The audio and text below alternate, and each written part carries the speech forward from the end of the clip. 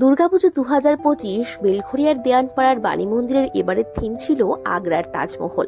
সত্যি সামনে থেকে না দেখলে কেউ বিশ্বাসই করতে পারবে না যে শিল্পীর এত সূক্ষ্ম কারুকার্য আর শৈল্পিক সত্তা কি করে আগ্রার তাজমহলকে ফুটিয়ে তুলেছে।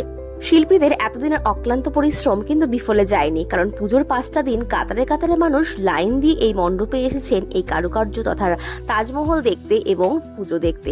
তাই এই 5 দিনে আমাদের আর সাহস হয়নি এত ভিড়ের মধ্যে সান্নিধ্যকে নিয়ে যাওয়ার। তাই আমরা চলে গেছিলাম একাদশীর দিন এই সুন্দর তাজমহল দেখতে।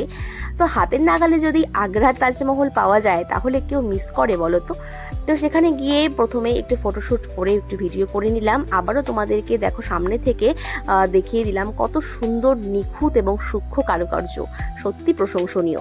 এরপরে পেয়ে গেছিল চলে গেছিলাম গার্ডেন নামে এই ক্যাফেটিতে। এই ক্যাফেটি সম্পর্কে অনেক আগেও শুনেছি যে ভীষণই ভালো কোয়ালিটির খাবার পাওয়া যায় এবং চাইনিজ থেকে শুরু করে ইটালিয়ান কন্টিনেন্টাল সমস্ত খাবারই তোমরা পেয়ে যাবে। তাই দেখো এখানে কিন্তু আমি তোমাদের মেনুটাও শেয়ার করে দিলাম, আর অ্যাম্বিয়েন্সটাও বেশ ভালো ছিল।